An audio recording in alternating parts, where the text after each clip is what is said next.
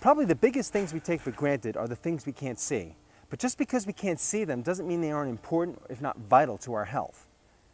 We're talking about the air we breathe, or more precisely, what's in the air we breathe. And that is, of course, oxygen is the third pillar of health. And life wouldn't exist without it. In fact, all life processes need oxygen in order to create energy. That's why when you run or exercise or walk up a flight of stairs, your lungs will pump harder because they need more oxygen to give the body what it needs. We're sort of like a steam engine. Remember the steam engines where they shovel the coal in the furnace every time they're going up a hill because they need more energy? Well, we work in much the same way. Oxygen is fuel for our body. So why is getting more oxygen out of the air so vital to our health? Let's try a simple exercise. I'm going to ask you to hold your breath on the count of 3. Now don't worry, we're not going to do this for long. Just go with me on this. All right? 1, 2, 3. Take a deep breath. Now hold your breath. Now as you're holding your breath, understand the oxygen in your blood is being used up by your cells right now.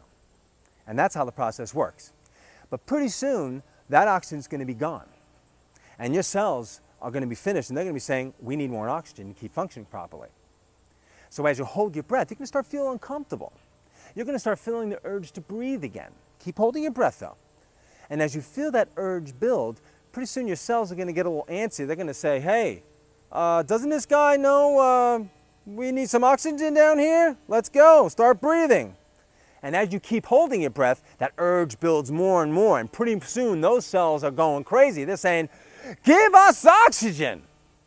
All right, go ahead and give yourself some oxygen. Take a deep breath. Now, obviously, shallow breathing is not as extreme as holding your breath. But the point is still the same.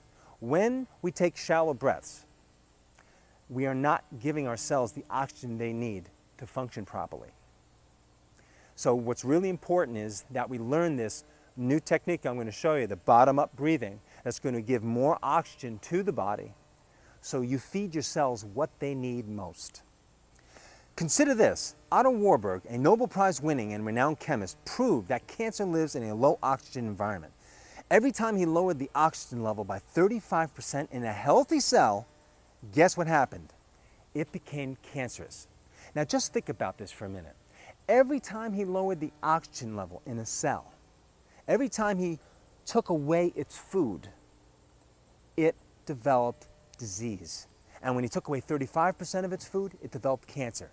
Now I want to ask you a question. When you breathe the shallow breath, are you giving your cells only 70% oxygen? Are you in that 35% area? Are we creating our cancer? It's a valid question to ask. I'd like to show you the bottom-up breath.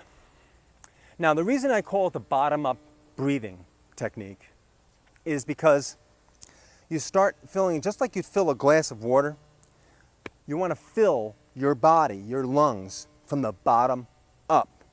So imagine the air going in your mouth, down to the bottom, filling up the bottom first, and then expanding the upper chest.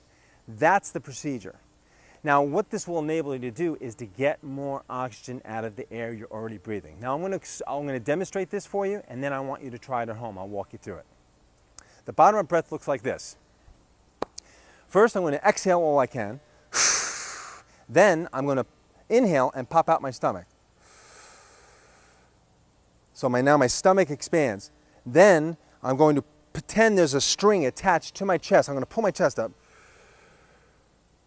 and allow my chest cavity to fill. And even when my chest cavity is full as much as I think it could be filled,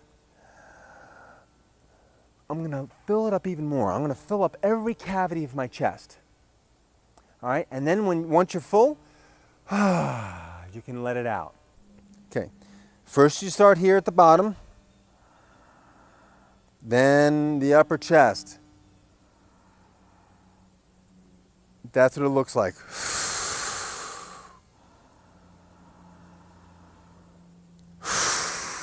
And you will feel the air fill your lungs.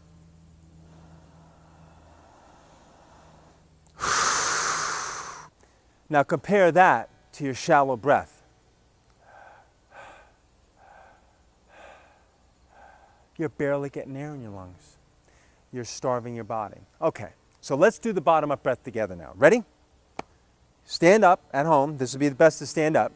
Come on, get up. I can see you're not getting up. Come on, get up. All right. Remember, you're popping out your stomach first because you're filling up the glass. Take a breath in, nice and slow. Now the upper part. Feel your lungs expand. And then let it out with a sigh. It's a great way to reduce stress, this bottom up breath technique. And we're going to cover that in the fourth pillar of health later on in the show. All right? So practice your bottom up breath, and I'll see you in a little while. Hi, my name is Elisa, and today we're going to talk about some really easy, really simple changes you can make in your life to get healthy. And I'll tell you how easy it's going to be. You don't have to buy anything new. You're going to take everything you already have in your house, cereal, bread, PB&J, apples, hopefully you're eating fruit, and even your milk and your eggs, and you're just going to change what kind you buy. So instead of buying white bread, let's say, you're going to buy whole wheat bread. Instead of buying Skippy, maybe you buy all natural peanut butter. And instead of regular bananas, maybe organic. The reason I want to tell you about this is because I did the same thing, and it made my life so much better. I eat healthier now, and I feel so much better about everything, and I want to convey that to you, how important it is to eat healthy. Okay, we're going to start off by talking about America's favorite sandwich, peanut butter and jelly. Peanut butter jelly has great potential to be very healthy. So we'll start off with peanut butter and tell you why, and why often it isn't healthy. When you choose Skippy or Jiffy, you don't even know what is in your peanut butter. What do you think should be in your peanut butter? Probably just peanuts. But Skippy and Jiffy, they don't have that. They have other things in it, like partially hydrogenated oil. And what partially hydrogenated oil is a trans fatty acid, and it's very bad for your arteries. Often you hear people who are into health talk about good fat and bad fat. Peanuts is a very good fat, but when they add the partially hydrogenated oil, it becomes a bad fat. So we want to stay away from hydrogenated oils at all costs. The next thing would be jelly. Jelly is often full of high fructose corn syrup, artificial colors, and sweeteners, and that is all very, very bad things. We want to stay as natural as possible. Okay, now let's talk about cereal. America loves cereal, and America loves Raisin Bran. I think one of the main reasons we choose Raisin Bran is because it tastes really good, it's sweet, and we assume that it's healthy because it has raisins and bran in it, but I think we should look a little closer. That's why Kellogg's made this organic cereal here, the organic Raisin Bran, because it's a healthier version of the other one. The other one contains high fructose corn syrup, which most Americans know is pretty bad for you, and it should be avoided. This one was made with natural sugar, and it's just overall a much better, much more natural choice. So, what would cereal be without milk? I always choose organic milk for quite a few reasons. One, it's organic, which means it's just natural and better for you. And two, it's better for the cow. And you may not care about the cow, but you have to think about the fact that we are connected to the cows because we are drinking their milk. This is coming from their body, so their bodies should be taken care of as well. Milk that comes from organic cows are fed, regular grass and grains and just things cows are supposed to eat. They're not pumped with hormones or anything like that, and they're allowed to roam free outside. It's just better for everyone. And if you're going to have milk, why not choose organic milk anyway? Milk isn't the only dairy product we can buy organic. There's a wide variety at your local grocery store if you take a look. From mayonnaise, organic strawberry milk or chocolate milk for the kids, yogurt, half and half for your coffee, butter, and eggs. I buy all of these things organic. And it's very important because, you buy these things anyway. So why not choose organic if you know that it's more natural and just overall healthier? You want to be healthy, you want to be vibrant. This is the way to do it. Lastly for today, I'm going to talk about fruits and vegetables. These are so important to be healthy, and you need to eat them every day.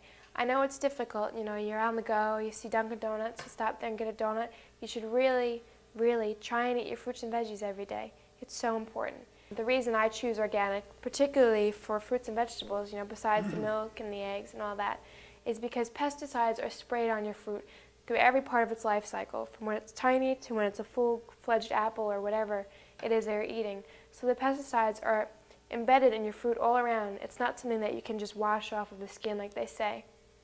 That's why I always choose organic, just to be more natural. So there you have it. All the staples of everyday eating, just healthier versions. Organic, natural, much better for you. And what reason do you have not to? It's so easy.